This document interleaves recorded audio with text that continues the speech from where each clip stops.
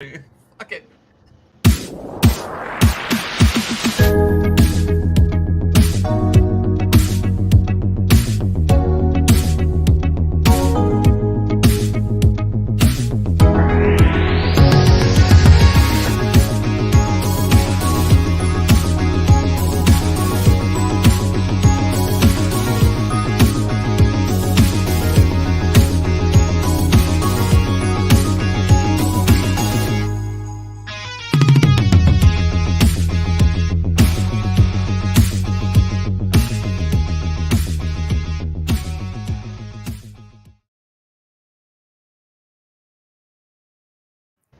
Yo, What up? Yo, yo, yo, what's up? what up, everybody? What's going on, Ned Cutter? We got Ned Cutter on the show with us tonight. Oh wow! Oh, get out of here with this nonsense right now. We got Mr. T2 out in the villages, and then Sean P up in Minnesota. I'm not in Minnesota for the 40th time. I'm in Wisconsin. Wisconsin. As Christopher Bailey. Wisconsin. We got some folks jumping on already. I think we got 5. That's good, man. We got Daryl, Lloyd, and Amy already. Glad to be back on this stream. It feels like it's been forever. It has been forever, man. We let everybody kind of relax. Scott, what's going on, Scott? Yeah, it's been a long time, but we're going to get back into the swing of things here and start going back to the lives every Thursday night at a new time, 7 o'clock. So every Thursday.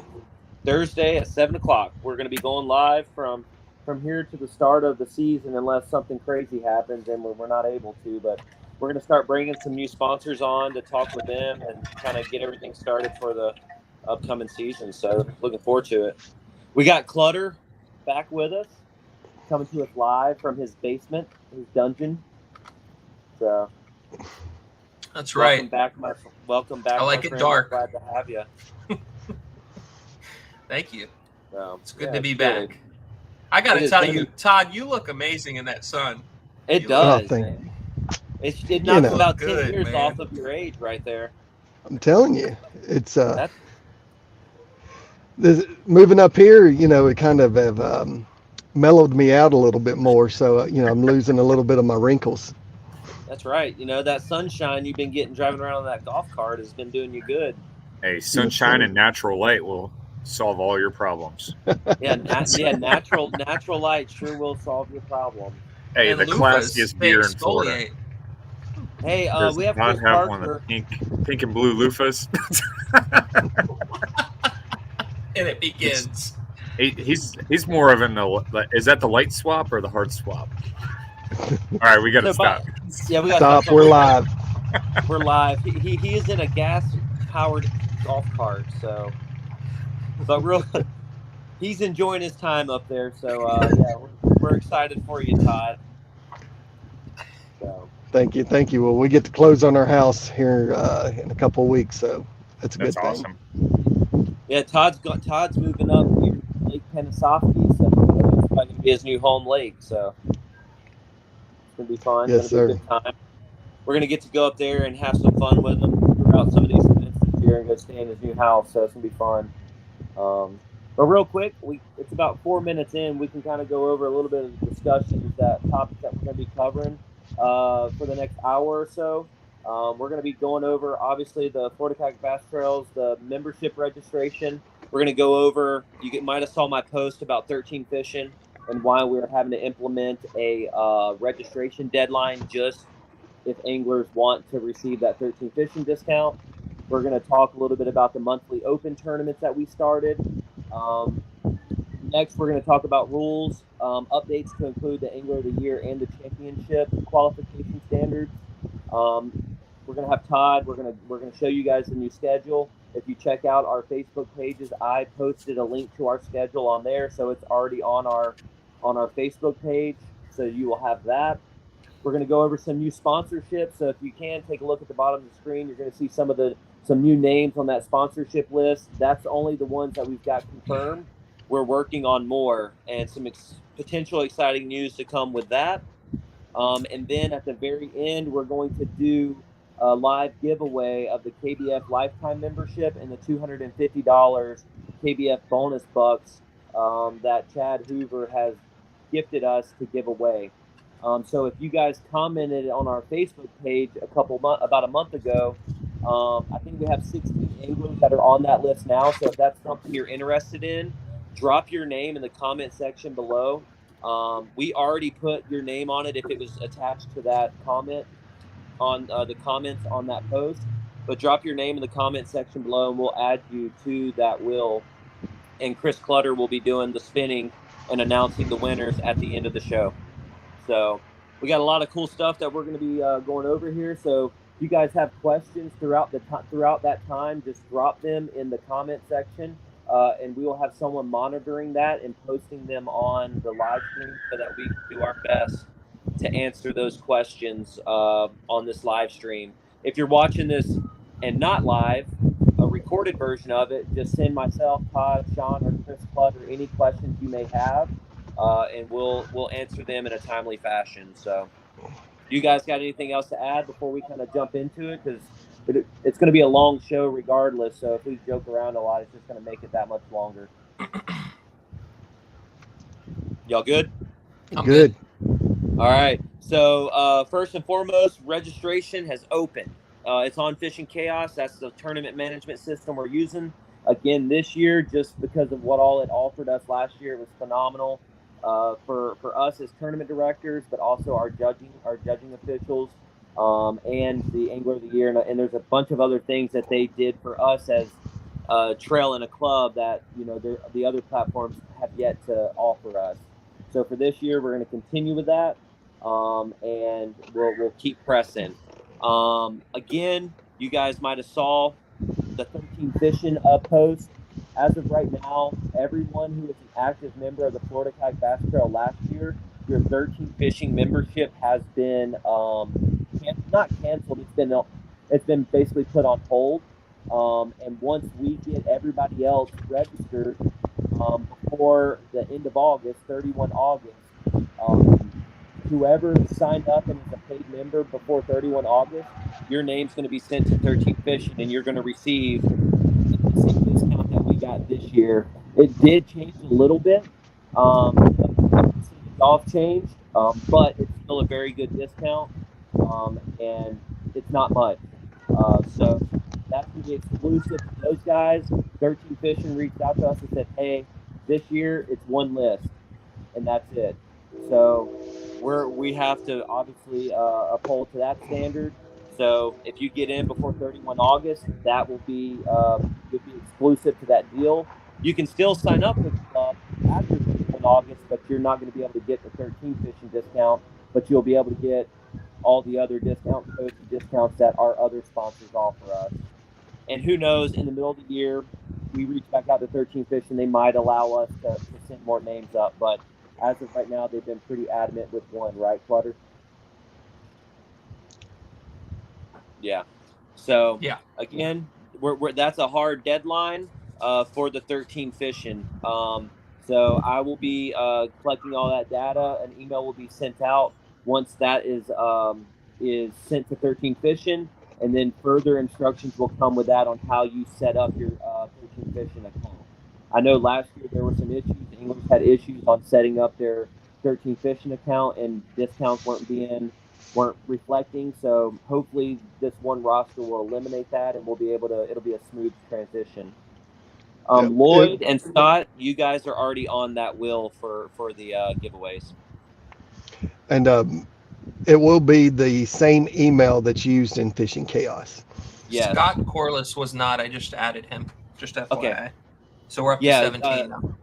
Yep, Todd, I appreciate you bringing that up. Yes, the information that you provide, the email you provide when signing up for our club through Fishing Chaos, yep, that's the one that's going to be sent to 13 Fishing. If you need to change that, or you don't want that email to be sent to 13 Fishing, reach out to myself or any of us on the screen, and we will get that corrected for you. But yeah, thank you for bringing that up, Todd.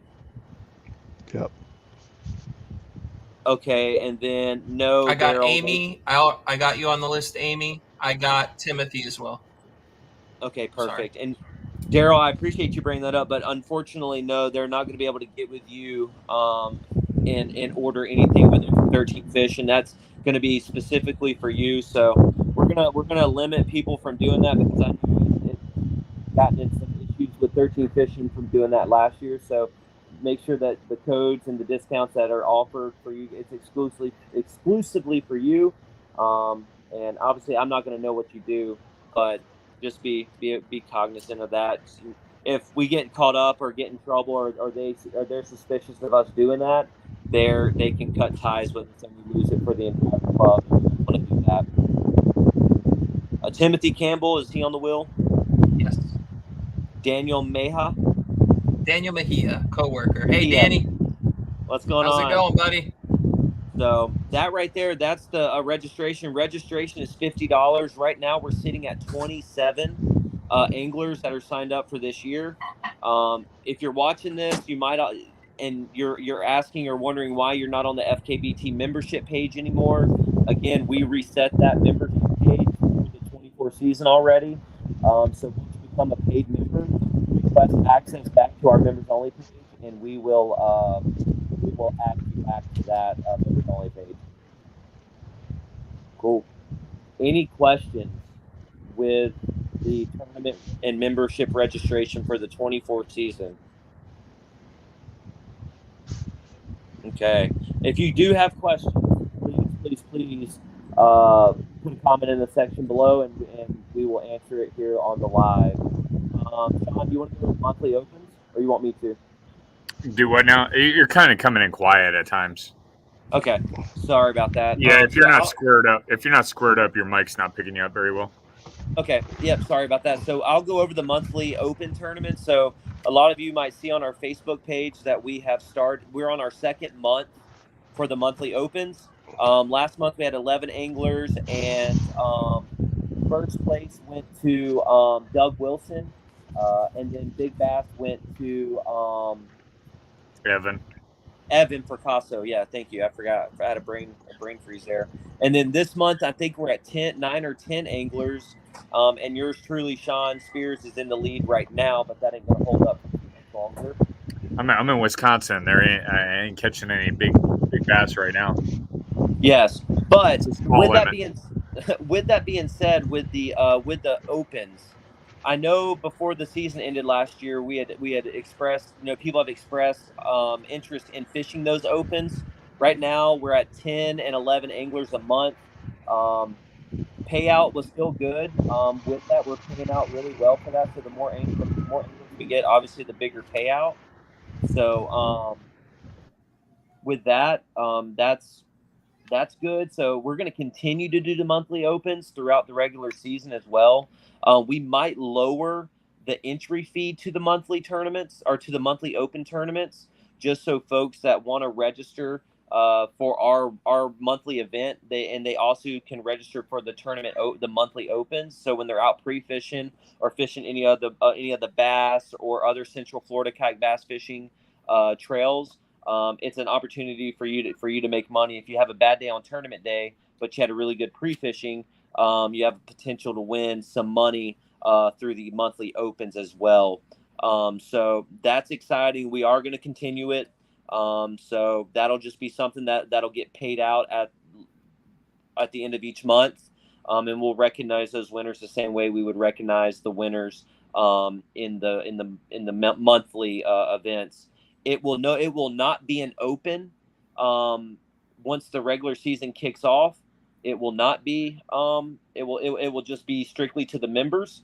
So that's the only thing that's going to change with the monthly opens from here on out. Once the season kicks off in November, we have Randy saying, "What's up? What's up, Randy? Man, hope you're doing good. It's good seeing you." What up, Randy? No, they kind of piggyback off what he's saying. I mean, we haven't. I don't think we've solidified it completely, but with being a member during the monthly opens during the season, that way we can kind of roll those monthly tournaments into maybe a qualifier for something else at the end of the season. We haven't completely put that together, and we'll have that for you probably in the next 30 days. But that's why leaning towards members only for the monthlies during the season, so we can tie that into our regular season championship and all. So Yeah, and that'll make more sense whenever we go over the rules updates for AOI and championship standards. It'll make more sense to that. But it's going to be it might be another opportunity y'all to get into the championships. But yeah, that's the monthly opens. Thank you guys for the ones that are participating so far. Thank you guys. It's been fun. It's been a challenge. It's your best 10 fish, and if it's optional big bass. Right now it's $30 a month for your just regular entry and a $10 entry for big bass. But it's been a great payout so far with that. And then next, if you guys don't have any questions, we're gonna jump into the rule updates. So if Sean pull those up. We're not going to go over line by line every single rule that we have in the FKBT. let me situate you guys, see if I can put this right in the middle. Go ahead, sorry. Yeah. But what we are going to do is we are going to highlight all of the major rule changes that we have come up, that we have addressed so far. We are still working on some, but these are all the ones that we wanted to get out to you guys as soon as possible. Once everything is finalized and we sign everything and it's good to go, every member is going that I have your email. You are going to get an email with the rules and the schedule. And it's going to be on every Fishing Chaos tournament dashboard. So you will have access to it anytime anything is changed. You will have access to those most current rules. So is that the one that has red, Sean? The red in it? Yeah, this is the most updated one. Yep. So nothing really changed in the interpretation and enforcements. Just making sure that you follow all federal, state, local laws. The first big thing that we'll kind of talk about is payback and participations.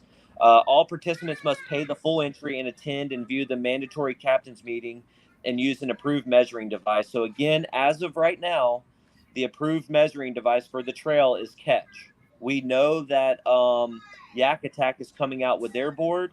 It has not been released to the public yet. So once that gets released to the public, we will talk as a club. And if you guys are on board and okay with anglers using the Catch board, that will be an amendment that we could make onto the rules a little bit later on. The measuring device may be inspected at any time. That's pretty standard. And you guys must register and pay the pay through tournament application, which is Fishing Chaos. So that's our official hosting site. Paybacks this year will be top 3, the same as they were last year, in big bass at each event. Now, in the event that we reach over 50 contestants or participants, we will pay out the top 10%. So it will be top 5 in the event that we go 50 or more. Again, same thing. Payouts are going to be the same as they were last year as far as the amount of money that goes towards the overall payout. We will release that into the FKBT members only page leading up to our first event, like we did every event this year. Go ahead and scroll down. Again, there's going to be a new liability and waiver release form that's going to be pushed out to you guys before our first event. We're building it on like a link on not a website, but it's going to be a link that you can go to and fill it out, and it's going to be linked to our Dropbox. So that's pretty simple. Now, here comes one of the bigger changes that we've made is off limits practice and competition. Off limits. Contestants may not enter or remain on tournament waters for any reason from 7 p.m. Thursday prior to the tournament until the tournament start time and in between weigh-in and launch of multi-day events, except during official tournament hours. So last year it was 8 p.m. the Friday before tournaments, in an effort to kind of, hopefully have more fish being called on tournament days. We chose to go with the Thursday the Thursday being the last day of pre-fishing for our regular season events. Designed or designated official practice periods again are the same 7 days prior to the tournament event and end 7 p.m. on Thursday. So just make sure that you guys are following that rule. And that's one of the firsts of the, I would say, big changes, but it's not really a big change. We just want people to not go out and burn their spots up so that you guys can catch some really good fish on Saturday. Information gathering hasn't really changed. We'll fish out of an inner tube. All right, Ryan. Love you. Maybe dude. if it's made out of snake skin. Yeah, if it's a snake, you can fish out of it, Ryan. All right, Sean, you want to hit the safety piece? Yeah, so the major change we made on this, all kayaks must be equipped with the U.S. Coast Guard approved emergency equipment as required by all federal, state, and local laws. Often includes safety whistle and or approved audible signal device, 360-degree white light, and high visibility flag flown on the kayak is required. So visibility flag is going to be required. Obviously, 360-degree white lights always on there during limited visibility. When operating a kayak with an electric motor during hours of darkness and low light conditions, your vessel must be equipped with red-green navigational lights. So specifically to that, we're not going to, I know we talked the other day, we're not going to have everybody send in their registration. That's just subject for inspection anytime, and it's going to be inspected. If you're in the money, you're going to probably have to provide kayak registration. If you have a motor on it, make sure we're following state laws, checking fishing license, just minor inspections like that. Make sure everybody's abiding by the rules and the laws. So, right. If you guys want to answer that.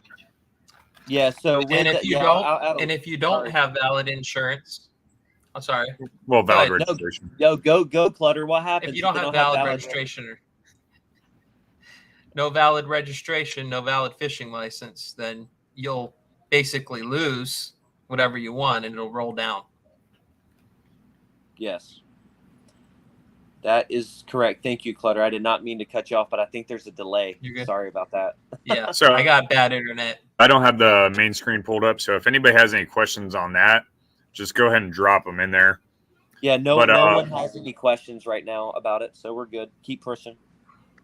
All right, so sportsmanship. Obviously, I mean, we've talked about this before. We don't have to beat up on it, but we're just trying to get you guys to follow high standards of sportsmanship, courtesy, and conservation. Violation or failure to comply with event or state rules. I'm sorry, I skipped over that. Conduct not complying with these standards includes, but not is limited to. Nothing's major change there. Sean, the one thing I want to hit on this number 7 is what I was going to hit on. Yep. So number 7. So I mean, we have last year was a 50-yard buffer zone.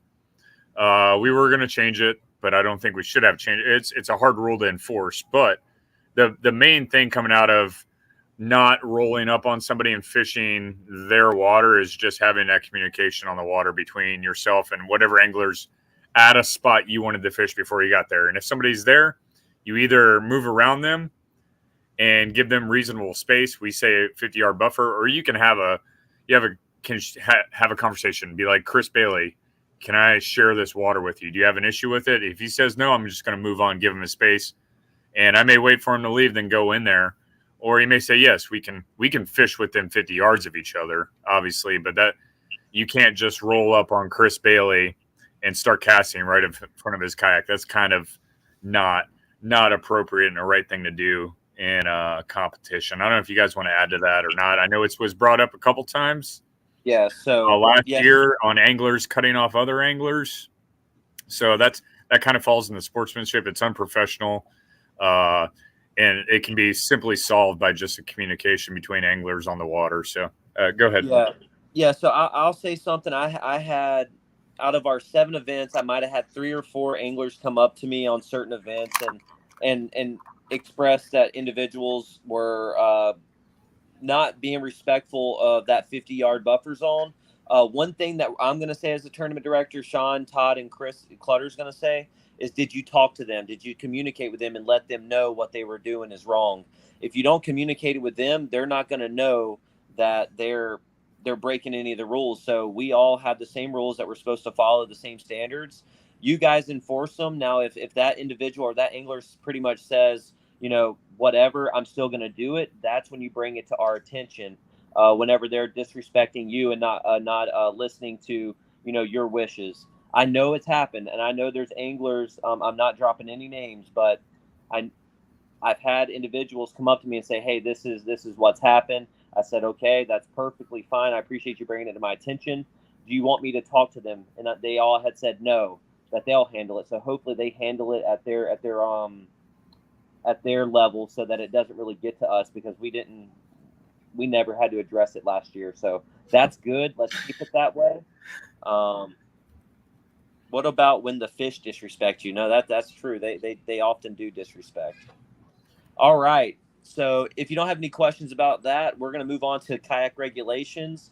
Watercraft propulsion is restricted to paddle, pedal, pole, or one electric motor. For 2024 season, as of right now, the club is restricting you guys to one electric motor. As times change and kayaks become better equipped to perform with two motors, I know there's one coming out that's going to be they're working on it to be U.S. Coast Guard rated for two motors. Potentially that could change, but legally, to follow the United States Coast Guard regulations, your kayak has to be able to hold and withstand that weight of two motors. And as of right now, the majority of the kayaks on the market do not meet that requirement. So with that being said, one electric motor, paddle, pedal, pole. Any questions with that? Are we limited to small block V8s? I got all my people from work coming in today, I guess. Yes, Cody. Taser or a bunch of Bush lattes and whatever small block V8 you want for you, That's just right. for you. That's right. There are exceptions. There are exceptions. You'll see it right underneath there. If you are handicapped or have something that we can do to better assist you, reach out to myself, Sean, Todd, or Clutter, and we can work with you on making sure that we meet whatever we can to get you out on the water and fish. Nothing changed in Section 8 there. That's pretty standard. Locations. All right. Okay, so in Florida, we put this in here, but I don't ever see anybody wading to their water. Okay, so competitors who wade in the water during competition must always remain tethered to his or her watercraft. So length of tether is not to exceed 20 feet. So with this does not mean that you can portage over a bank or go over something that's not in eligible waters. If you have to get out of your kayak and drag your kayak over, a levee or whatever it is, that's not legal. This is if you're in eligible water and you're on, for some reason, you got to get out of your kayak, or you felt like the need to get out of your kayak in these gator infested waters. That's in there. The tether cannot exceed 20 feet. But if you get out of your kayak and wade, fish, make sure that the you still have to wear your PFD, and when you are submitting your fish, your kayak has to be in the photo. It has to be in your kayak has to be visible in every photo submission. I don't think anyone in our club last year did this, but it's in there. All right, so scoring. This is where we changed some things. So I don't know Boomer. Do you know Boomer Gonzalez, Clutter? No. Okay, so anglers should be restricted from dropping lines immediately from a start. There should always be a clear path to pass through. Yes. Okay. Oh, so that's probably in regards to the buffer zone, that fishing sportsmanship. Yeah, that's specified in the rules. You can't block a route of travel on that body of water. If that makes sense, it's specified in the rules, ensuring anglers and boaters have a clear path to travel. You can't just sit in the middle of the canal and block the whole thing because you're fishing in it. A perfect example there is Fellsmere. You're not able to fish in that canal anyways, but just be respectful and don't block an entry into a waterway when fishing. Christopher Lindsay said these rules pretty much apply to all the events. So variations, the only variations that are happen are whenever we make changes based off of, onesie twosies. But what you're reading right now, for the most part, are set in stone for this upcoming 2024 season. The only thing that's possible to change right now at this point is the acceptable measuring device for the club. Or the launch time, possibly, for Fellsmere and Headwaters, Yes. right? That's the only thing I can think launch. of. But those are the only two things as of right now that will fluctuate that could potentially fluctuate a little. Todd, I didn't mean to mute you, but there was cars and stuff behind there, so I didn't want you to think we're being rude. So if you have anything, Oh no, that's fine, no problem. I mean, there's music and everything going on back here, so it's better if I am muted. So just if you have anything, jump in on here, because I know we're getting to some things that you might have to add to. So just jump on here. I'll sure do it. Not a problem. Okay. All right. So these next three topics that we're about to talk about, guys, is important, because these are some of the changes to Angler of the Year standards, qualification standards, and the championship qualification standards, and the event of ties happening within our events. So y'all pay close attention. Ties in an event of a tie. This is just in the tournament. This is if you and another angler tie. This is how the tie will be broken. In the event of a tie, the angler who has the longest fish will break the tie. So if two people have a 117 inches, whichever angler has a largest fish out of their top five is going to be first place and then second place. Okay. So in the event of a tie, after comparing all fish, the tiebreaker will be determined by the timestamp in which the largest fish was submitted. So again, if you have 117 inches and you guys all have the same length fish, your largest fish, if it was a 23-inch, whoever caught that 23-inch fish first that's going to be the tiebreaker. Hopefully there's no confusion there. I'm going to keep these in red so that you guys can find these changes much quicker.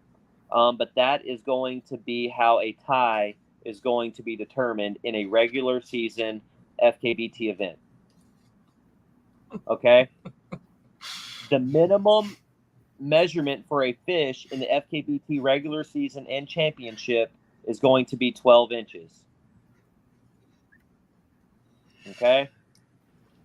Did I miss anything up there, guys? Again, it is your top 5 fish in aggregate length is what will go towards your total length in each tournament in the Florida Kayak Bass Trail. Okay? A little bit, okay, Angler of the Year points. All right. So nothing changed. So Angler of the Year points are going to be awarded to every angler who participates in a tournament and pays the entry fee. Okay? So last year we did it out of 300-point system. This year we did a 100-point system. We haven't had over 40 people sign up for a single event, so 100 points will be enough. Will be sufficient. So AOY points determine a range of benefits for anglers. It's the system that we use to track the. It's going to be tracked on Fishing Chaos the same way that it was last year. So an example for the 100-point system: first place is going to get 100 points, second place 99, and third place will be 98, so on and so forth. Okay. So Christopher Lindsay said, so in order to fish in our regular season, our 9 regular season events that we're going to have this year, you do have to be a member to participate in our club tournaments. With each event, there is an entry fee. That entry fee is $50. So the membership fee on Fishing Chaos is a $50 one-time entry fee. And then every month that we have an event, it will be a $50 entry fee, and then you have the optional big bass if you want to go that route. So that $50 entry fee gets you access to all of the discount codes that you see from our sponsors below on our members only page. So once you become a member, you'll get all of those discount codes emailed to you, as well as one of our own 13 Fishing discount that we don't discuss on live. That's just exclusive to our club. So you will find out more about that behind the scenes. All right. Any roll downs? Robert Phillips, what do you mean by any roll downs in the regular season events or in the championship? So Angler of the Year, let me get to that. I'm going to talk about roll downs for Angler of the Year. Lloyd Hardy had a question. If you scroll Where's up, that? FKBT is affiliated. He asked if we were affiliated with KBF. Yeah, I answered Yes. it. I put yes on there. Yes. This year we are still affiliated. Hey, and Christopher Lindsay, send me a message on Facebook or whatever. If you're not a member, you're interested, get with me. We'll walk you through the whole process and make sure that's a seamless effort on our end, and that gets you squared away. Make sure that you're taken care of. So, Jeff, if you're on the members only Facebook page, the most of the discount codes are on there. If I'll double check, make sure we have it fully updated. We've picked up a couple new sponsors that I'm not sure if we put them on there, specifically Ego and Spear Point. But those will be published on the members only page. Yep, and the majority of the codes that the sponsors gave us last year, those codes are still good. The only one that you're not going to be able to use at this moment is 13 Fishing. All the other ones are good. And 13 Fishing specifically will be your name, email address, all your personal information that you put into Fishing Chaos is on a spreadsheet that we're going to do a one-time submission to 13 Fishing, and you should get a notification email and whatever email you provided saying your account's been created. Log in, create a password if you've never done it before, and then you'll see your membership at that point. So. And Jeff, that's a great question too about an email. Yeah, and also this year emails, Fishing Chaos. Once you become a member, Fishing Chaos has allowed us to send like chat messages like Facebook, and actual emails. So a lot of the communication that you're going to get from us is going to be through Fishing Chaos messaging system, and it's instant. You'll get a notification to your phone. Hey, you got a message from the Florida Kayak Bass Trail. That's going to be the best way for you to get a response from us, or you to get information from us, is through that and our members only page. So you guys might have already read the Angler of the Year qualification standards. What I'm going to do is go through them. All right. So we listened to you guys. We asked for your feedback earlier on before the season closed about Angler of the Year qualification standards and championship qualification standards. So here they are. This year for the Florida Kayak Bass Trail, you're going to see on the schedule we're going to post, you're going to see 7 regular season events and our championship being the 8th. We are working with other clubs across the state for 2 other kind of collaboration events that are going to be AOY points, like qualification events, that if you fish in those events, it will go towards your AOY. So you're going to have 9 regular season FKBT AOY qualification events that you can fish in. So anglers must compete in 5 of those 9 regular season events to qualify for the Angler of the Year. Okay, it's going to be out of your best 5 events throughout those 9 months. So there's going to be 2 months where we double up, where you're going to be able to fish either 2 events or one of the 2 events. Another big change that we've made and that we are strictly enforcing this year is main point 2 here. This goes for every event that the Florida Kayak Bass Trail hosts from November to May. Okay? Anglers must check in at a designated location by specified time discussed in the captain's meeting after the tournament. This is an after tournament, each tournament check-in. Hey, Bailey, let me jump in here real quick. Yep. It's October through May, not November. Yes, sorry, yes. October through May. Sorry, thank you, Todd. So starting in October all the way through May, we are going to set up a check-in location. It's not going to be on a north or south. It's probably going to be in a central location of every one of our events. And you guys are going to be required to check in post-tournament at whatever time we say. So it's going to be typically an hour or so after line's out, that you guys are going to have to physically check in, sign your name. You can leave. You don't have to stay for the award ceremony. You sign your name and you leave.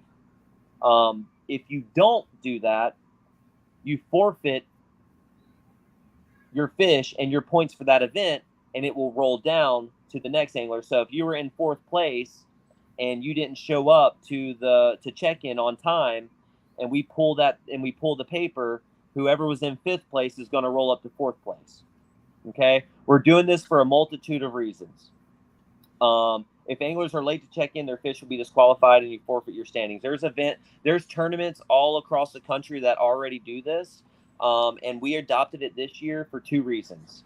1, angler safety, and then 2, for us to be able to network and get to meet anglers. But also, we're doing a lot of giveaways at these post-tournament meetups. And oftentimes, we have like 3 or 4 or 5, 10 people there, and they're getting a lot of the product. But this year, we're going to go live at the award ceremonies. We're going to either go live or we'll do pre-recorded and then we'll post it later. But it's going to be a way that we can give back to our sponsors and highlight them as well. And Todd, would you like to jump in and kind of elaborate a little bit more on that as well? Sure. Yeah, one of the big things is it's safety for sure, because we want to make sure that everybody's off the water and safe. One of the other things that we talked about too, and we'll designate a specific time. So say if you can't check in or physically be there, we will set a time that you can actually call, text one of the tournament directors or the judge and let them know that you're going to be off the water at that time. And that way you have to be off, let's just say it's 12 o'clock.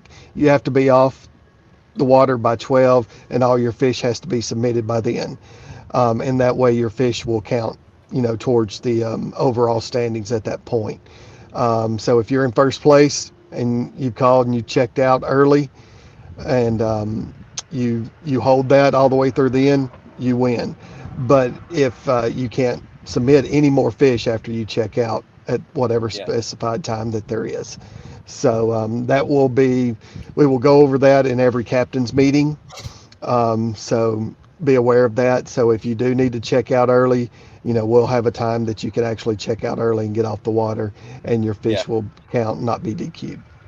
Yep. So does that answer your question, Chris?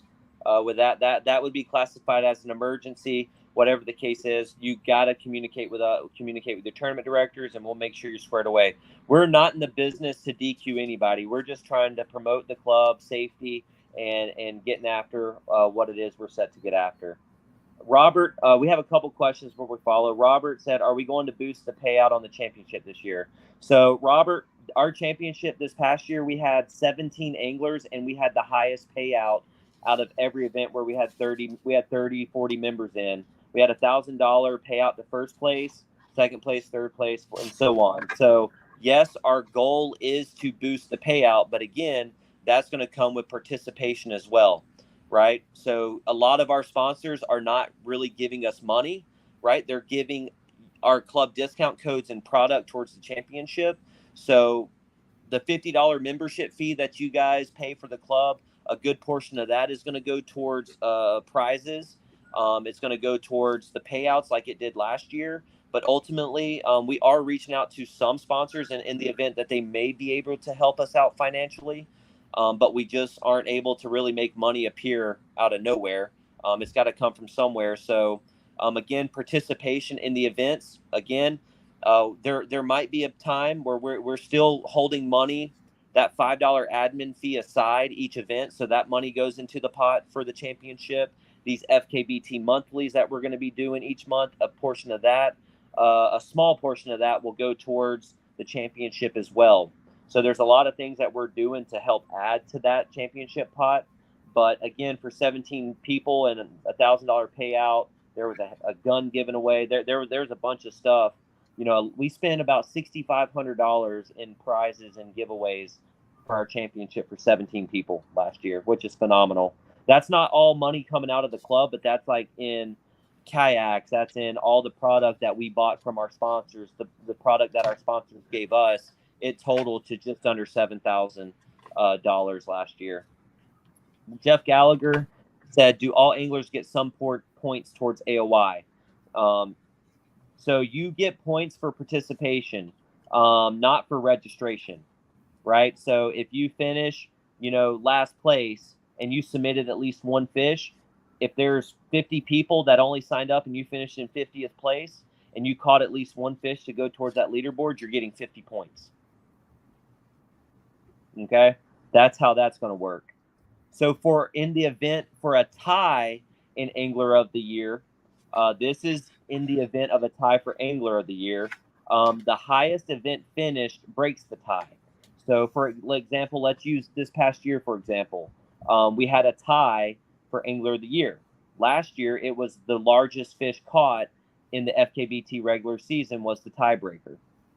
This coming year in 2024, and that tie went to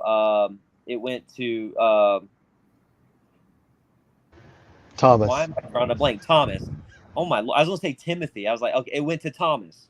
So this year, the tiebreaker is going to be the highest event equal. So if we went through and did it last year, it would have been Chris Harrelson would have been the winner because he finished in first place in 2 events, where Thomas only finished first in 1 event.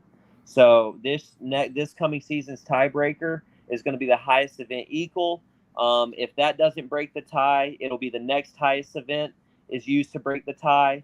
And in the event that that a tie after comparing all events is not broken, the largest fish caught by the competitor during the regular season and the championship will break the tie. Does that make sense to everyone? Give me a thumbs up if it does, and we'll move on to the championship qualifications. Again, all of this is going. It's right below you. Again, all of this is going to be emailed out to you guys before the season starts. It will be published on our monthly and in our regular season events tournament dashboards. You can get it right there if you don't have it already. All right. Good to see you, Daniel Carnes. Daniel posted a article about us in his paper highlighting the club. So we appreciate that, Daniel. It was a great article. All right, Sean, you or anybody want to Clutter? You want to do the championship standards? Sure.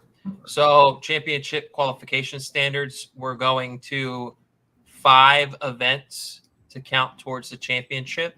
The top 25 in AOI standings will automatically qualify for your championship. Roll downs will be notified in the event of any angler from the top 25 if they can't make the championship. Also, if they win an event, any regular season event, and they also compete in 4 other events totaling 5, they get an automatic bid to the championship. So those will roll down as well if they're not already in the top 25. Yeah, we have that. Sorry, Sean, go ahead. No, I was just going to say we have that in there. If you win, you're automatically qualified if you fish 5 total events, because you may win one and tank the next 4, not be in the top 25. Right. So that's a win as an auto qualifier as long as you compete in 4 more events after or prior to that win. So hopefully that's clear enough for you guys. And the way the roll downs are going to work are the same way that Clutter, Ryan, and Randy did it for the Kayak Anglers of Florida. You're going to get a notification from us saying, hey, if you fall outside that 25 and we get there's going to be a deadline that anglers are going to have to say, hey, yes, that are in the top 25. They're going to say, hey, yes, I'm going to fish the championship. If all 25 say, hey, we're going to fish, good. 25 will go to the championship. Out of those that aren't in the top 25 in Angler of the Year points that won, they will go. And then also, don't forget what we said earlier in the broadcast. We're still trying to work it, but there might be a way for you to win your way in through the KBF monthly challenges. So that'll boost some participation in there as well for a way to into the championship. So appreciate that. Todd, you want to hit this measuring device? Well, I can't really see it. Okay, I got it. But I can definitely talk about it. I know what we talked about. So on our catch boards, One of the things to, I do a lot of judging, and so to make it easier for the judges to be able to make sure that like the fish is bumping up against the fence, the bump board, we're going to require to have some kind of contrasting mark, sticker, or engraving on the fence of the bump board so that we can tell that the mouth is actually touching the bump board. Because otherwise, if it's not and there's no contrasting mark, you can't really tell a lot of times if the fish is actually touching the board or not. So we're trying to make things a little bit easier on our judges because it is a tough job. One of the other things I highly recommend is if you've got one of the catch boards that's got grooves in it, take a toothbrush, clean those grooves, make them white again, because they get dirty with all the slime and everything, and it makes it hard for the judges to be able to read it. So anyway, I think that hits most of it. If there's anything that I missed, please, follow through. Use your wife's toothbrush for sure. So the one thing I'll say for that, guys, is we're working with Todd to purchase some more of those FKBT bump stickers that we're going to be able, that we will hand out to you guys. I know there's other tournaments out there that if you have a sticker on the inside, it goes towards Big Bass and potential for you to win a $50 gift card. We're still in the talks trying to figure something like that out. But we will hand out those FKBT angler like little stickers that you can put on there that will count as a contrasting mark. Photo criteria. The one thing that I want to hit on this very, very hard is the overhead shot of the fish. Okay. It says on line 6 there, one overhead photograph shot frame will be submitted for eligible fish. The photograph must not be shot at a drastic angle and depict the requirements outlined above. So what I mean with that, and we're going to post pictures on our members only page and in our public Facebook page, showing what good pictures are and what not so good pictures are. Again, because you're making it hard for our judges to judge those fish. If they have to question it, we're telling them to deny it, DQ it. If they're having to question anything, they're going to DQ it, and they're going to send you a message right away, and you should have multiple photos that you can upload to kind of fix and correct that situation. We didn't have very many problems with that, but through the monthlies, we've noticed we got some new anglers on there that are getting into kayak bass fishing. So we're going to do our best to showcase what right looks like, and you guys just mimic it. And make it that simple. And then Sean, if you want, you can go over how the positioning and hand placement on the fish.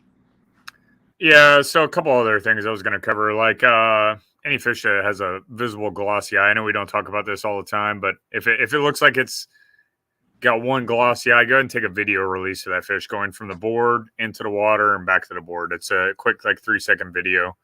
Watching that fish swim away. Obviously, the fish's got to be oriented. The bump's got to be to the left. Fish's got to be facing the left. Fish's mouth closed. Hand placed in the center of the body, not over the gill flap. Or don't try and avoid putting it over the gill plate. Keep your hand in the center of the body as best as possible. I understand once you get I like to catch dinks, and so does Bailey. So we got to put one finger on instead of our whole hand. Hey, scroll down and show them the photo. Show them. Yeah, show for them sure. I'm on my way there, Billy. Chill out. Jeez. Just going rule by rule. Any angler caught submitting a dead or mutilated fish will be disqualified and probably banned. All right, here we go.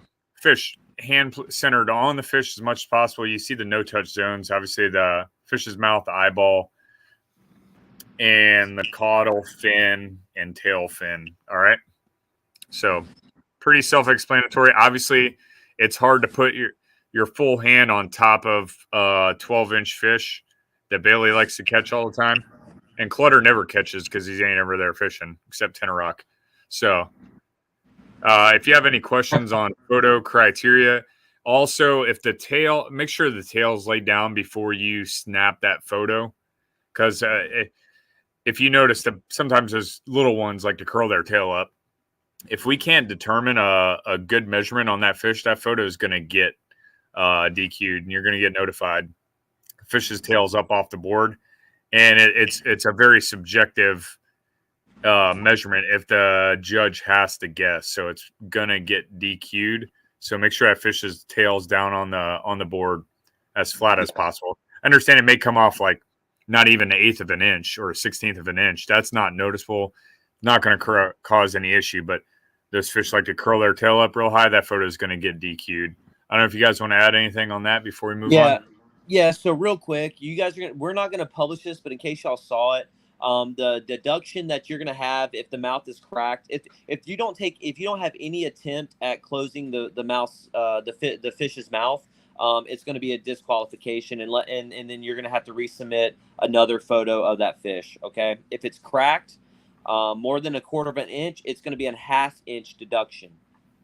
A half-inch deduction if the mouth is cracked. If we can see light through the mouth of that fish, through the fish's mouth, if you have a yellow butt board and yellow showing, you're going to get a half-inch deduction to that fish submission. So unless you're able to reach out to the judge and say, hey, I have a better picture where the mouth is completely closed, you can resubmit that fish to that leaderboard so you don't get assessed that half-inch penalty. Can't catch the same fish twice in a day, right? No. Correct. You cannot submit the same fish twice in a day. There are our judges will be able to verify if you are submitting the same fish twice. Fishing Chaos allows us to see a lot of data based on your photo submission as well, so it can be tracked.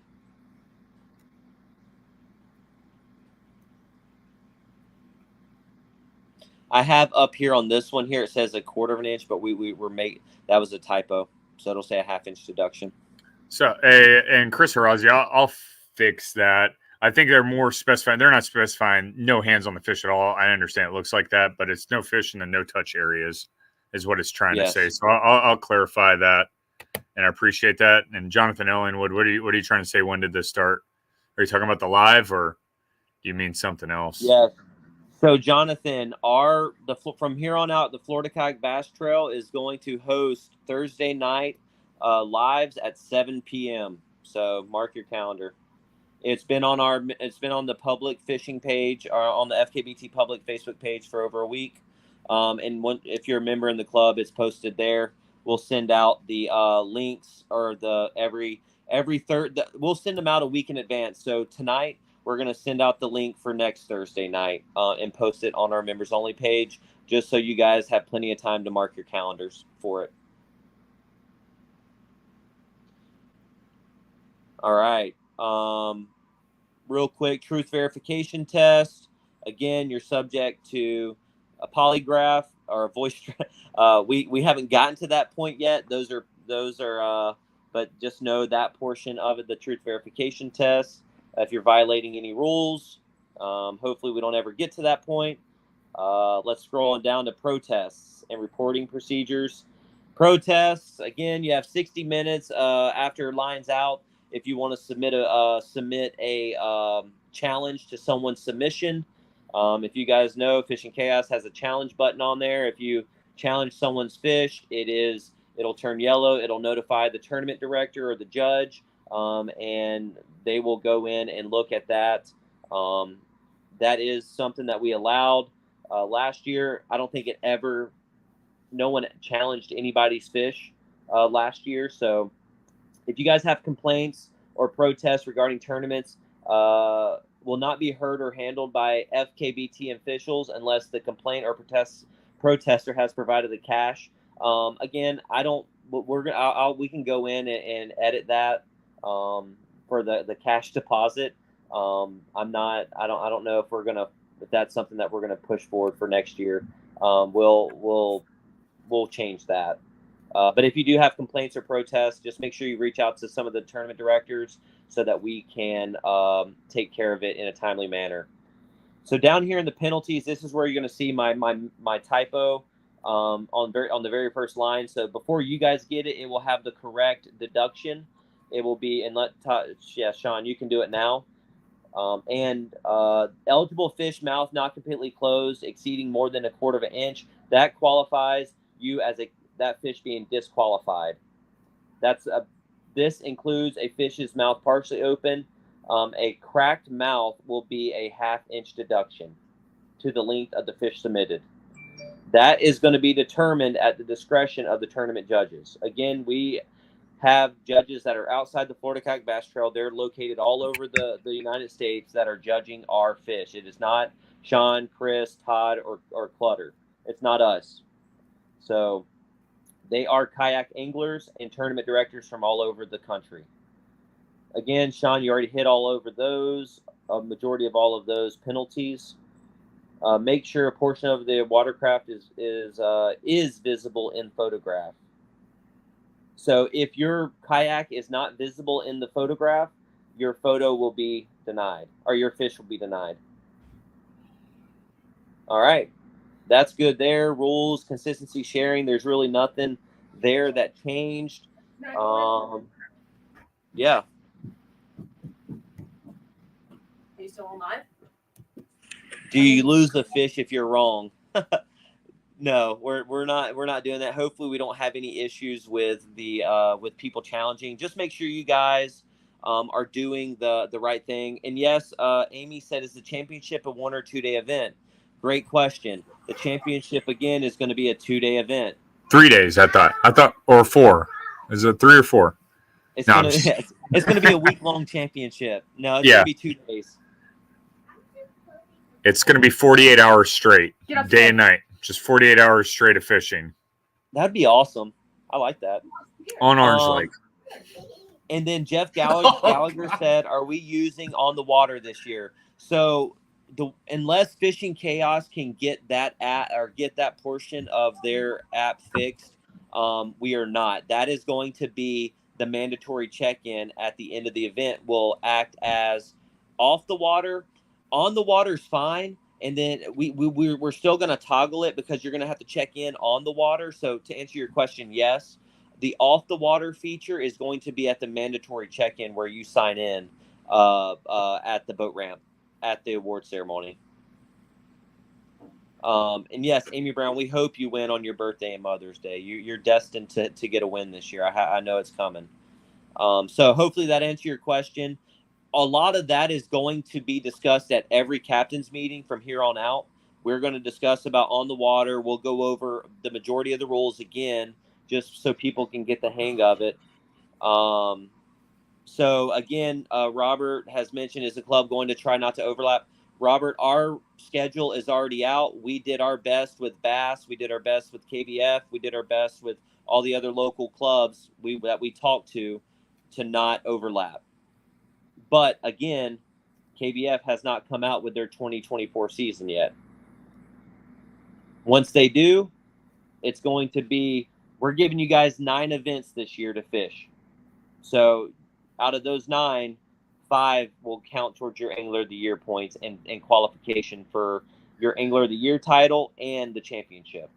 Hey, can I add on that the 8 and 9 events that aren't included that you don't see on the schedule right here, right? So I know specifically I'm waiting on my teammate Matt to get back with me once he puts his Bass Nation Northwest schedule together, and that'll be tied into their Lake Seminole event they're going to have. It's going to be a co-event or a double dip opportunity with Florida Bass Northwest on Lake Seminole, like I said, and Central on, what do we say, Kissimmee? Or the Kissimmee chain? Or I've reached out to the Bass Central director and the South director, and all right, Todd, we'll see you later. I see that. Todd's got to go, so we'll see you later, Todd. See you guys. Enjoyed it. Appreciate it, Todd. Thanks for hopping on. See you guys. With that 9th event, we're still finalizing the details. Once those details are finalized, we will release it to the club. on the date, location, all of that. Again, we're still working on that, and it's not finalized yet. So that's why it's not. Those 2 events aren't on the schedule yet, but there will be 9 events. 2 Yeah, of specifically, them, I'm telling you, the one up north is going to be on Lake Seminole with bass. yeah.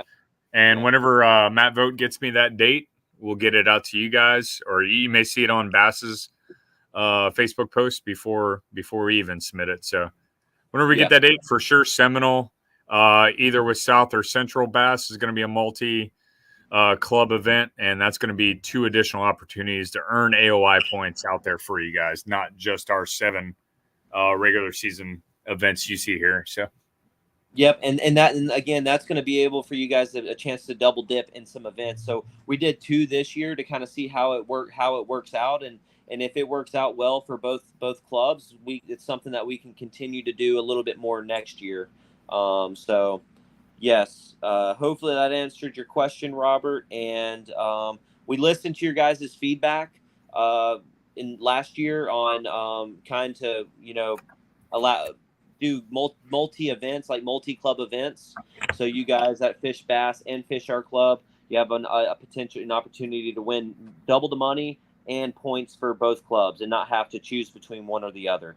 So hopefully, that's good news for you guys, and hopefully you guys appreciate that, because we're doing the best we can to make sure that we are fulfilling your guys' wants and needs as well. So with that, Sean, you have pulled up here the schedule.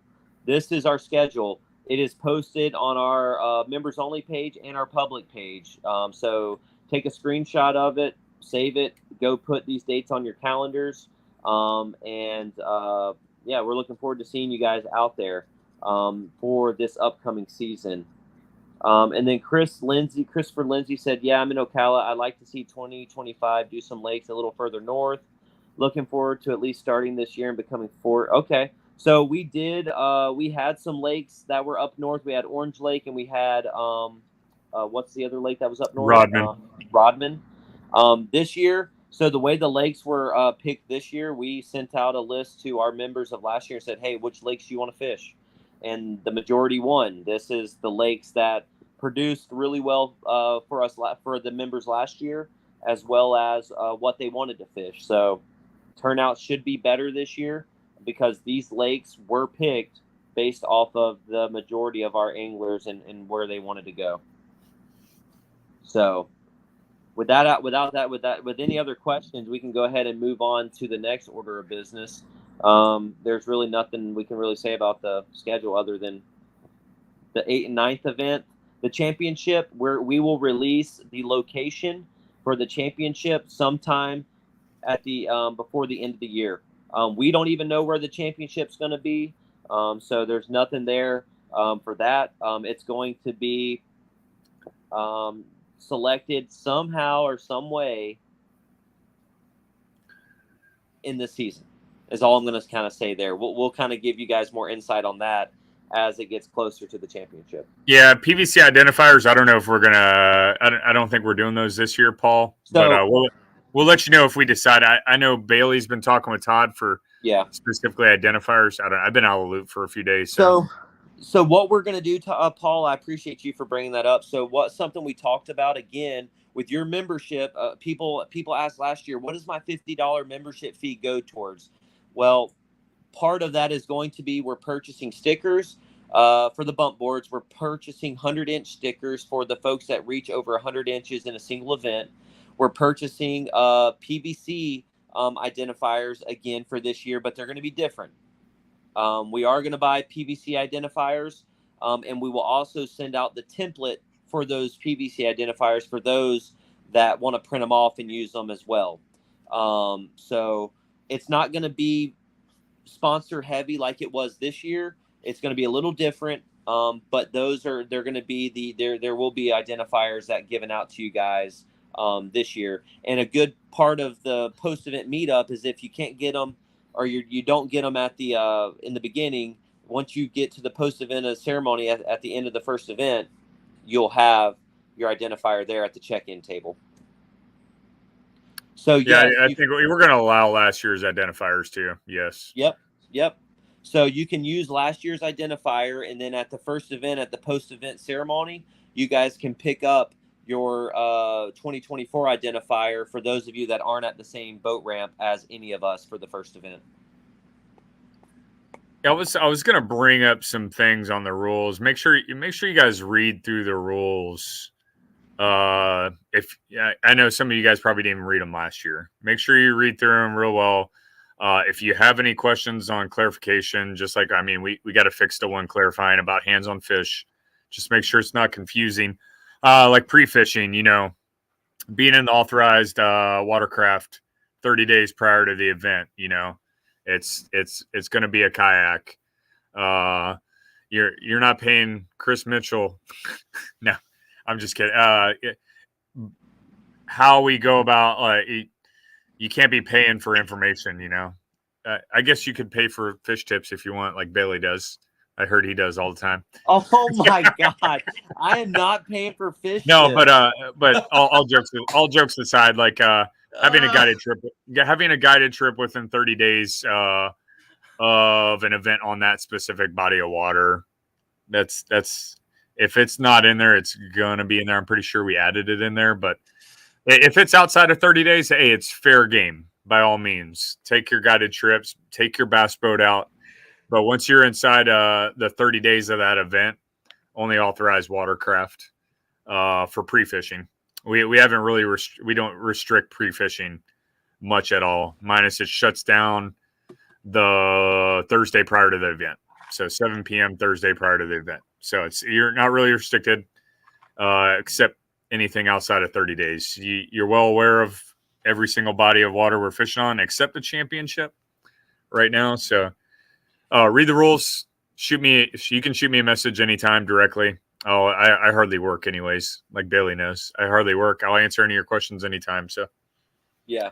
And if you guys have questions right now, I know there's been quite a bit, and we appreciate those. Drop them in the comment section below so we can answer them while we're here on live. But yeah, no, Sean, that's great. Appreciate you for clarifying that for the pre-fishing. The next thing that we want to talk about is some of our sponsors for this year. I don't know if you guys have seen the banners below that's kind of streaming across the bottom. You may notice that there's some new names on the on there. So real quick, I'm going to list off some that we've confirmed for this year.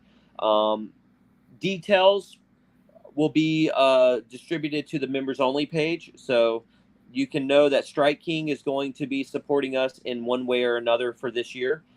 Last year, they gave us a lot of product to give away at the championship. This year, there's going to be a little bit more involved with that with that.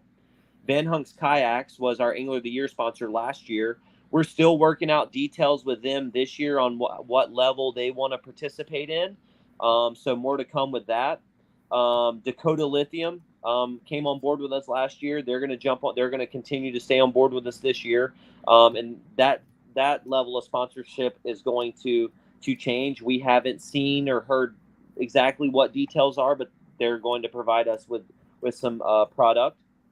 13 Fishing, you guys all know what that discount is. If you're a member, it's phenomenal. If you're not a member and you would like to become a member, it's an exclusive discount there. You will find more details out about that on our members only page. I'm not going to blast that out on the public platform, but if you have questions on that, reach out to me or one of the tournament directors. We'll give you guys that information.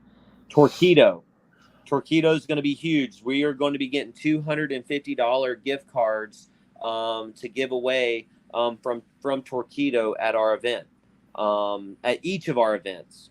So that's going to be cool. That's going to be a door prize or something at the post-event awards at the award ceremonies of each event.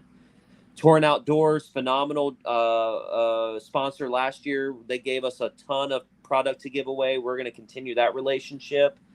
Yak Attack giving away $20 gift cards to us at the championship. I'm pretty sure everybody walked away with either a $20 gift card from Yak Attack or a $20 or $30 gift card from Wicked Weights. Mm-hmm. So that was really good. Rogue Gear and Company, they're going to continue to be on board with us this year. Ego Fishing, Another sponsor that Sean was able to get on board with our club this year. If you guys don't know about Ego Fishing, go check them out. Cross Kicks. If you haven't seen Chris Mitchell's video on his review on the Cross Kicks has come on board. They've given us a code. They are phenomenal. I have 2 pairs. I have the Tetras and the 2.0s that I use. They've been phenomenal here fishing in Florida the past 2 months with the hot weather. They keep your feet cool when your kayak deck is 112 degrees. I can tell you that. It's phenomenal. So Spear Point, again, has come on board with us. They're going to be doing discount codes as well. And we have Quilco Print and Pros. Yeah. So specifically for Ego, it's gonna. They gave us a code and they provided us champion product for our championship.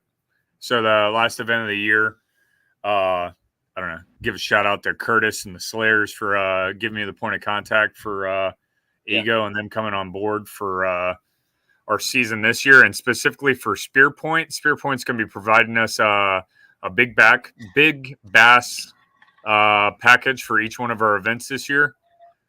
And so that's going to be big bass for each event, including the championship. And so I got a phone call. I called Spear Point earlier this week. There's just waiting on a phone call back, so specifically what that big bass prize package is going to be. But it's looking like it's going to be pretty big or pretty solid, pretty big for each event. So Nice. I appreciate Spear Point for joining up with us, and Gino from the Slayers also hooking me up and get me in contact with them. So Yeah. Gino just placed 4th in the last Hobie event. So yeah, up on the New River. Yeah. Yeah. So that's awesome, man. So far, those are the Wicked Weights. We're going to reach back out to those guys and see if they would love to stay on board. They were great last year. We love their weights, their punching weights and whatnot. So we'll reach back out to them. There's 2 big companies that we're reaching out to. We're not going to kind of spill it yet, but we're going to reach out to those 2 companies. Once we get the word back from those, you'll see a big product. You'll see a big post on our Facebook page. We just got some information today from some of one of our POCs on that. So more to come. We're working very diligently as a team here to make sure we provide you guys with great product, great sponsors that are really trying to promote the sport of kayak bass fishing, but also, you guys as the anglers, right? We're not gonna sponsor or have companies sponsor us that we don't use and we don't believe in, or if there's issues with.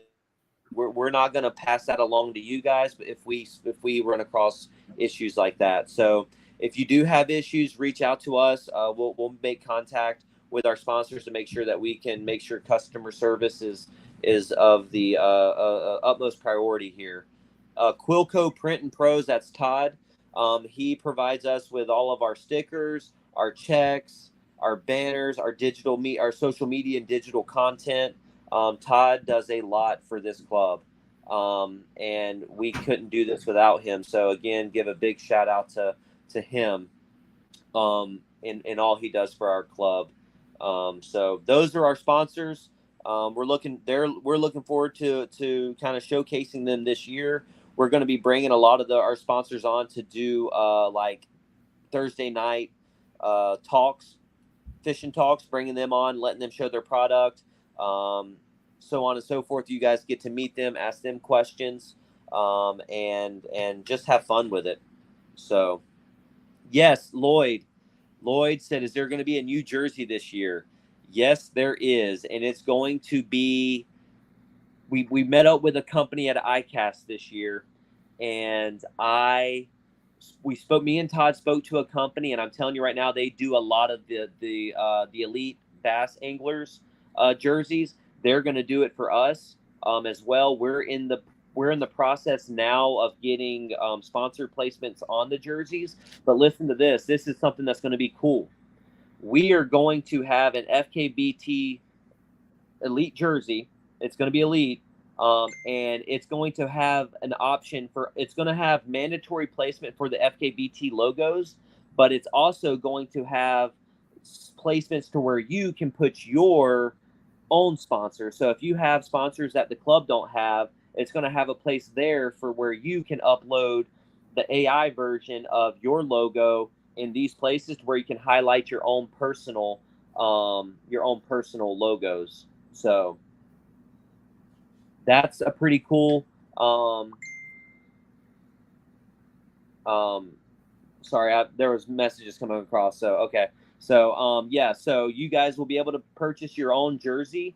A link will be sent out here in the coming weeks on your jersey, on how you can purchase that jersey, and it's fairly inexpensive. It's not very expensive to do it. So more to come on that, but yeah, thank you for bringing that up, Lloyd.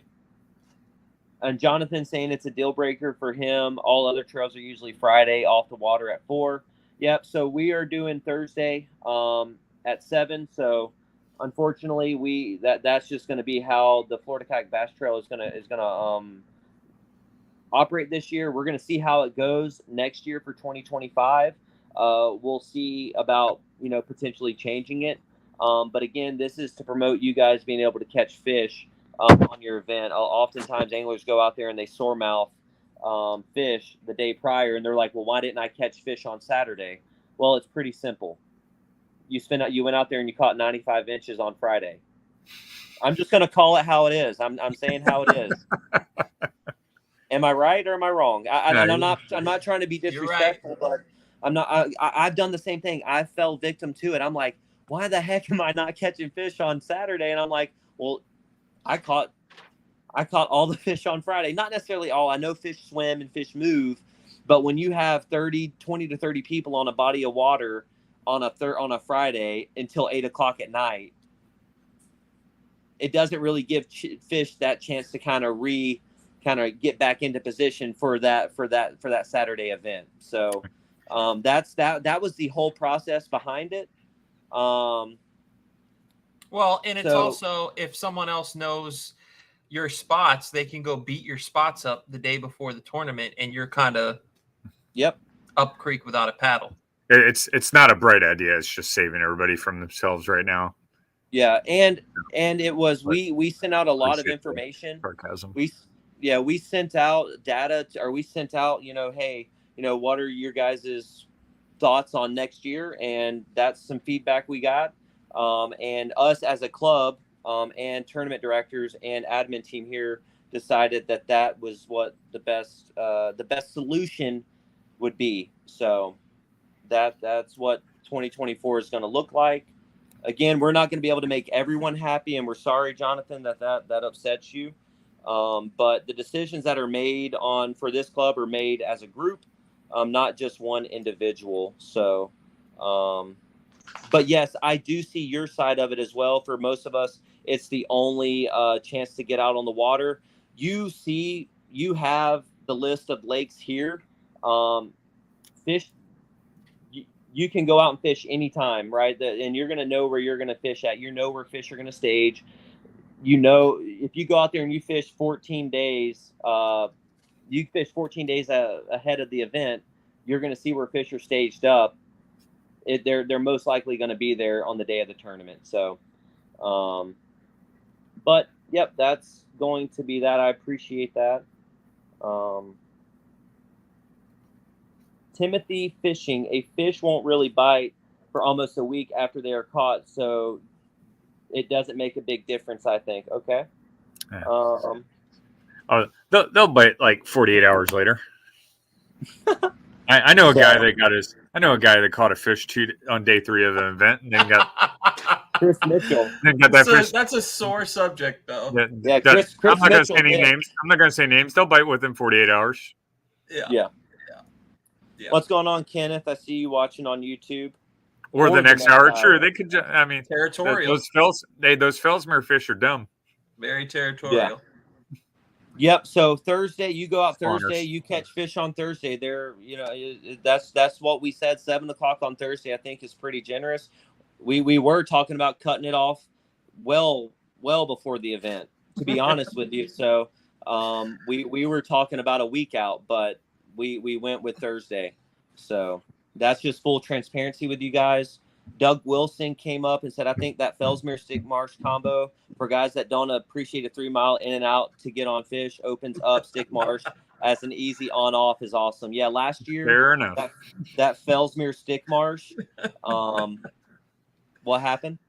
Oh, no, just saying that long run down that canal Yeah, on Fellsmere. but it could pay off. It could pay off. It could pay off for sure. But yeah, last year that combo, it opened up and we had a really good success. I think we had 48 anglers out at our first event. So, yeah.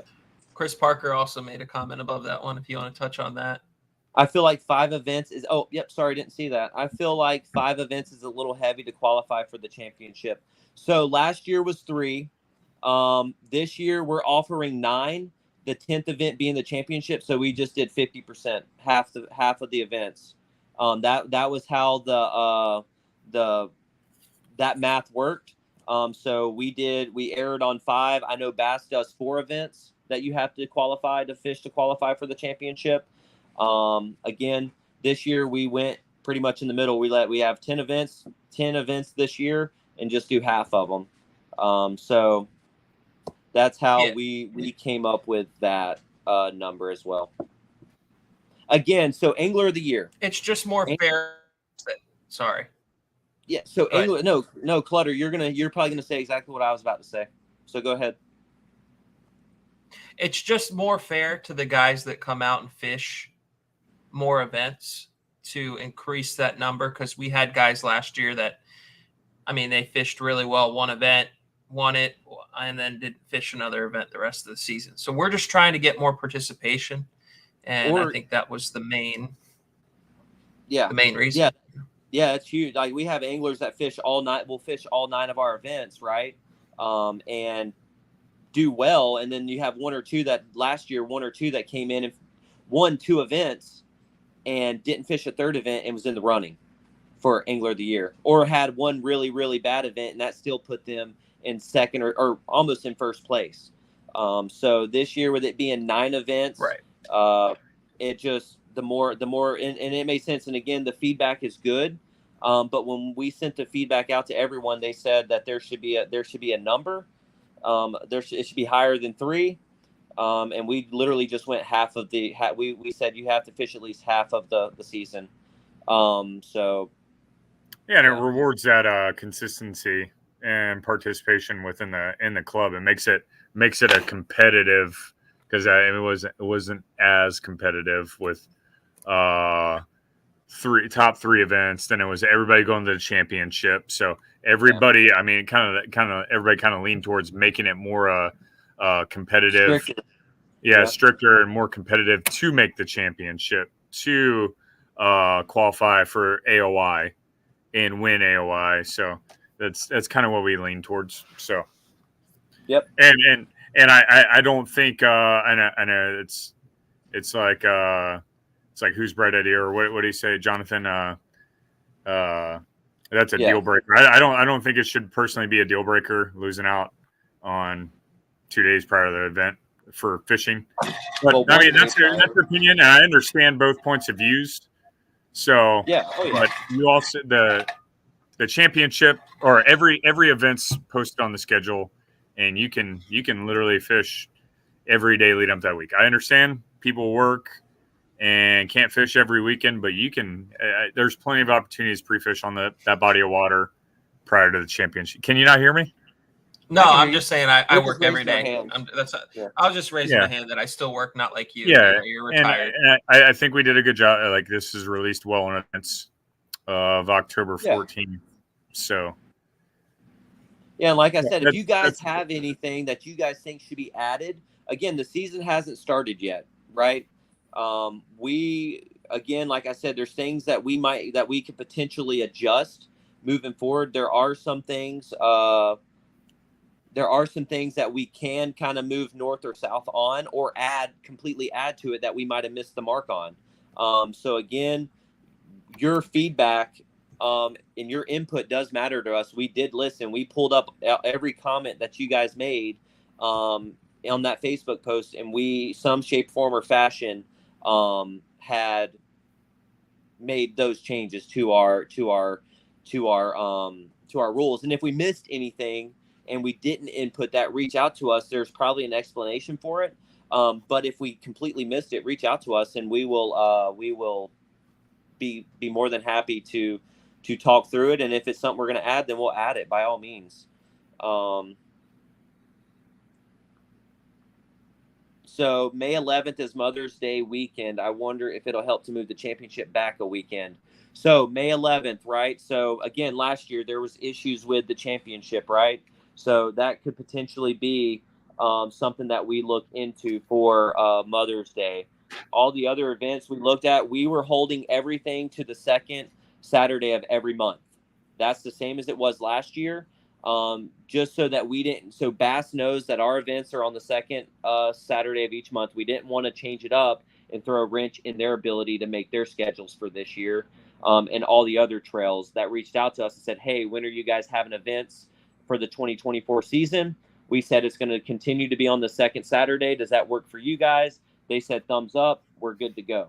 So with that May 11th championship, with it being Mother's Day weekend, we will make a post on our Facebook page to say if that does get moved.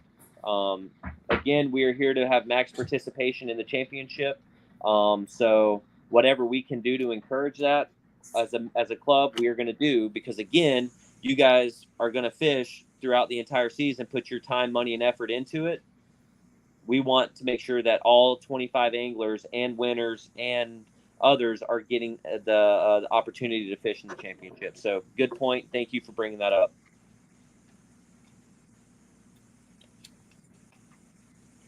And to answer Christopher Lindsay's post about the 2-day event, yeah, the championship, and the reason we do the championship of the 2-day event and not any others is because of financial reasons for a lot of the anglers and families and things of that nature. Feedback we got was, 2-day events can be tough, but the championship, we decided to keep it that 2-day event.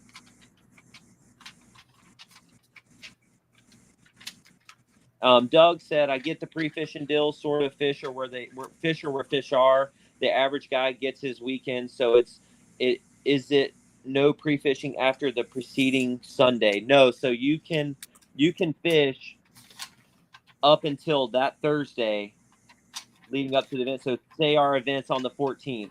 So that would be October. What would that, 12th. The 12th is that Thursday. So from October 12th at 7 p.m. to October 14th before lines are in, that's that no fishing time zone. So that's when no pre-fishing is allowed. I think that it's going to be tough one to keep on that date. Yeah, I agree, Chris, with the May 11th.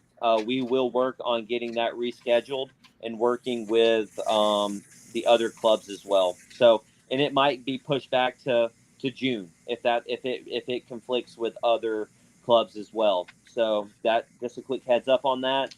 We're not going to move it sooner. We may move it a week sooner, or we may move it till June, because that's in the middle of a lot of KBF or KBT, Bass, and a lot of other folks too around that time. It's in the middle of their season. So makes sense. Is that right, Sean? Yeah. Yeah. So just more to come on that. We'll put championship. We'll change this and we'll put TBD from here on out. So that'll be updated until we can better find the appropriate date for the championship. So thanks for bringing that up. We'll ask the moms. Just have the moms vote. For what? Oh. May 11th. I'm a mom and it's my birthday. Keep it. June is too hot. There we go. Amy's made the decision. So again, guys, I'm glad, Amy, I'm glad you brought that up, because she is one of the female anglers that fish in our club, and she's a damn good angler at that. We built this schedule starting in October, going till May, because who wants to be fishing outside right now? Who? I'm not. I don't want to be out there. It's 114 degrees on my deck. Sean's out there fishing, and we're struggling. Right. Hey, I So- wrecked them this past weekend.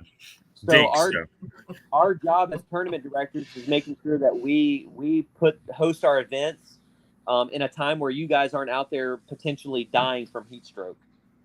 So I'm not wanting to be out there fishing in June. So the earlier we can get our championship done, the better. Yeah, so the big reason was school ending kind of threw a loop. A lot of schools ended either that week or the week prior or the week of. And our people were on championship. vacation. Yeah. Yeah, a lot of planned stuff. So we kind of went a month earlier, and I don't care. We leave a lot of stuff in the angler's hands. So we can put it up and make it a vote. Leave it the same or change the date. So Hey, y'all, real quick. I'm gonna send you guys a group message, and then see if it's something that we'll talk about here real quick.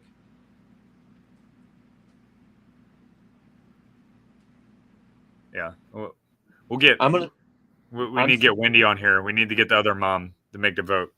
See if it's 50-50 or lopsided. I think we have another female that joined too, right? Or she's about to join. Amy. Yeah, Amy Bowles is fishing. Yeah. Fishing. So what's wrong with the week after? Week after is going to be a bass event. Yeah.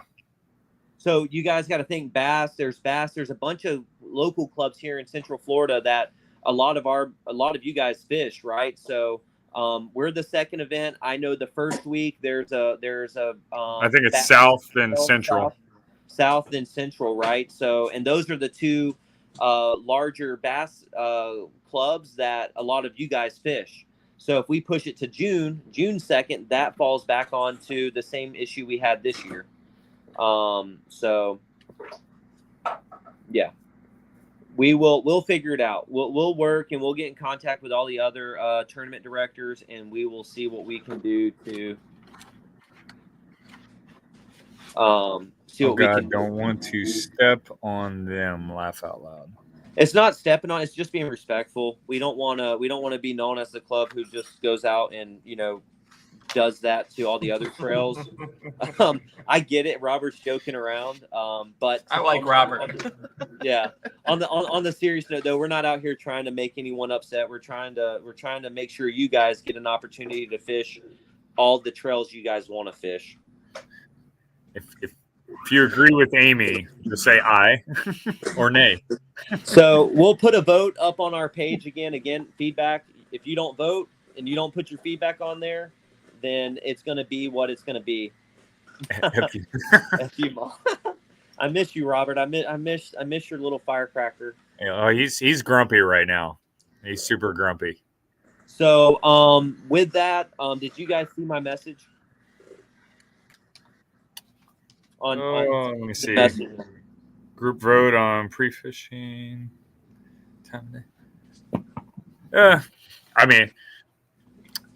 Doug Wilson just posted this. I think cutting off pre-fishing after the preceding Sunday keeps it leveled up for the average angler. A guy like me will fish it 12 hours a day until 12 hours a day every day until I can't. That's not even up for the average guy. Just saying. That's not even up for So when we did this, that's why I'm not sure if I'm tracking you guys want to hit that? The way I take it, correct me if I'm wrong, Doug, he's going to pre-fish all the way up until that cutoff time. Yeah. And not everybody has that opportunity. He's just saying they keep it equal. I think he's saying ended the week prior to the event or that Sunday prior. So, and yeah, some people work on weekends. Yeah, I agree with it. Yeah, I agree with both sides. I think it's reasonable cutting off on Thursday to prior of the event. I don't think it's a deal breaker for everybody. And yeah, some people, it's an advantage for some people and it's a disadvantage for others, But it's as equal as we can make it across the board for everybody. And I think that's a fair way we can do it. Because obviously we're not going to make everybody happy, and we try to cater towards everything, but we got to kind of go in the middle. We got to draw the line somewhere. We can't. We got to draw the line, and we got to. And again, some decisions that we made, Are they Hey, the right ones? We're gonna just find talk out. to the angler of the year. Just talk to the angler of the year. Hey, wherever Thomas is at, he abandoned pre-fishing except for like one event, I think. He Said, "I'm not pre-fished the pre-fishing." championship, and I think that Yeah. was his worst event. Yeah, and he fished terrible. Yeah, I didn't say whoa, don't use terrible. That's a that's what little he rude. told me. I'm not saying he fished terrible. I'm just saying he said it was terrible out there. I think he caught fish though. Yeah. So again, We all did terrible. What are you I talking like about? Chris Arazi's comment. Yeah, that's what I was saying. That's why I brought up Thomas. That's why Thomas just goes out there. And he's like, I ain't pre-fishing. I'm fishing history. what's Mitchell? What does that mean? I think Mitchell. he's trying to draw his flat kayak. You got to know. He's saying you got to draw the line. Oh, draw the line. Look at that. Yeah. Well played, Mitchell. Well You played, just drew the Mitchell. line. Oh wow. Robert, I'll hug you. Wow. All right. So that's Yeah. all. That's all we're going to talk about with that. When it comes down to the pre-fishing, again, we'll be discussing any additional changes that were made or added. We'll discuss again in the next meeting. But yeah, we appreciate you guys to that come out here and stayed throughout this live and kind of gave your input. We really do appreciate it. Yeah, and like I said, we've obviously been super receptive, and we're still receptive. Like I said, if you have any issues with the rules, if you send it to me tonight, I'll go through. If you see any mistakes or see any mistakes, just shoot whatever you need to me, and I'll update it right now tonight. Yeah. And if you have recommendations, by all means, shoot them to us, and we're going to talk it through. We always do. We always bring up stuff and talk points, but like drawing a line on certain things for sure. And I think we've been transparent with you guys because we're showing you what we wrote on paper right now. So we appreciate the feedback. I don't ever get upset at any of you guys. Yeah, no. I mean, we knew except Mitchell. Except Mitchell. These rules are built against Mitchell. That's it. he already. Mitchell's my boy. So. I'm coming for Mitchell. Been watching your channel, bro. Strong fishing. Hey, Mitchell. Hey, I got you, Mitchell. I'll block you from Christopher Lindsay. I got you. You're my boy too. So guys, Doug, man, we appreciate you. We hope you get to come out and fish with us this year. I'm actually gonna go out and hit the water with him tomorrow. So I'm looking forward to that. Don't put him on the juice, Doug. If you guys don't know who Doug Wilson is, he's a phenomenal angler here in the Central Florida area. He's a hammer. Knowledgeable. He's a hammer. So if he does join up and join our club, you guys, when he fishes, and he does fish for 12 hours a day nonstop, and he might only move 100 feet. So that's all. But he will put up 90. He's putting up 98 to 100 inches every time he goes out for his best 5 in this 110-degree heat. So just watch out. He's a great dude. I've known him for over a year now here at fishing some of the local waters in Lakeland. So looking forward to having him join the club. It looks like Christopher Lindsay's a new guy coming out that's potentially going to join the club. So thank you for hopping on, man. Amy, thank you for showing out. Chris Arazi, Robert, again, man, looking forward to seeing you. Doug, Jeff, Chris Harrelson. We appreciate you guys jumping on here and providing your guys' feedback. Lloyd, we see you have joined the bike gang here recently, so don't know exactly if you sold your kayak yet, but that thing don't have wheels on it. Paul, appreciate it. I know there's a lot more I might have missed, but I was just going through our comment section, highlighting some of you guys. We're looking forward to it. If you guys have friends or anybody who's interested in kayak bass fishing, send them our way. Send them to the Fishing Chaos. Have them join the club. Have them reach out to us if they're interested, and we will love to talk to them. Right now, we're sitting at 27 members. Yeah, I didn't forget Clutter. We're gonna do the KBF giveaway here in a minute.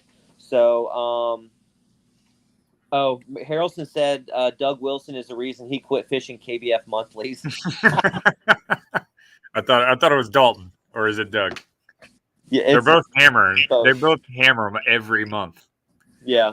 So with that, if you quit fishing the KBF monthlies, come fish the KBF monthlies, because that'll get you a chance to fish the KBF Challenge Series championship that's coming up here in October. So don't not fish the KBF monthlies, but if you fish our monthlies, you got a chance to win some money. So I'm going to pass it over to Clutter. He has a list of names that was submitted for the KBF lifetime membership giveaway and the KBF $250 bucks giveaway.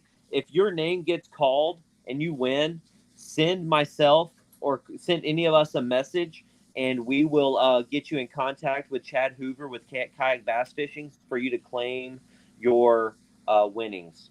Okay? So without further ado, Chris Clutter, if you can, go ahead and spin the wheel. This is going to be for the $250 bonus bucks giveaway. Clutter or Cutterworm over here is having trouble sharing his screen, so he's going to do it right on his phone. All right, it's spinning. Who is the winner? Did it land? Oh, yeah, it did. Can you see it? Hold on, I'm putting it up here real quick. Timothy Who's the winner? Strasbaugh.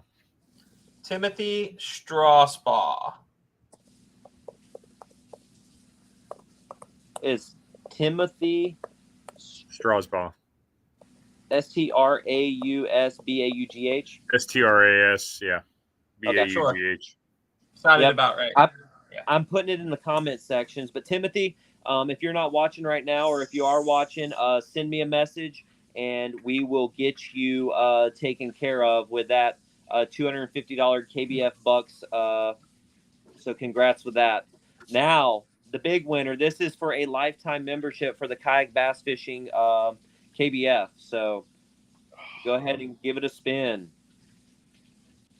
Bring him up on the main screen. Hold Sean. on. You know what? That's a good question if I knew. Not me. You're gonna make me even uglier. Hold on. I'll wait to touch it. You ready? Yep. Go ahead and go. We're spinning. Is he big? I'm He's big. good. Yeah, you're good. Yep.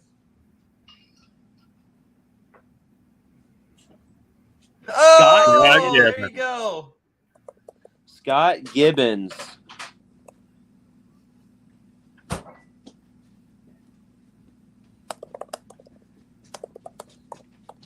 I'm putting it in the thing right now, the KBF lifetime membership.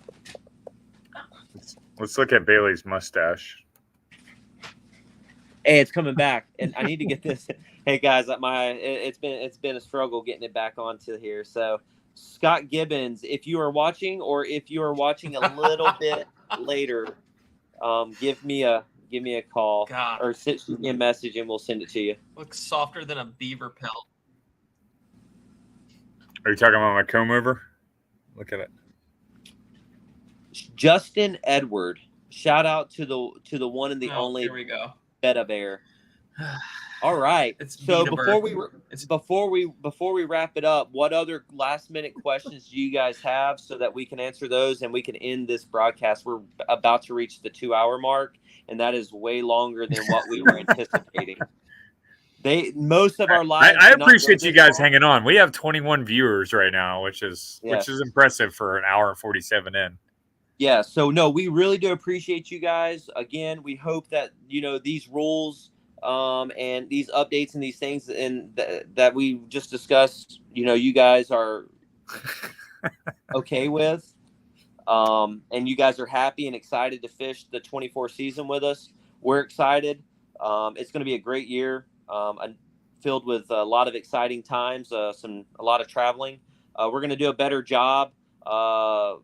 We're going to do a better job this year in the post-award ceremonies, where we're going to highlight our anglers who win through some live stream opportunities that are going to be posted up on our social media pages. We're going to do a better job this year of our Instagram. So if someone's good at managing social media, please get with us so that we can have someone that can manage it, make posts, so on and so forth. We do all have jobs. Clutter's a police officer who works 24 hours a day.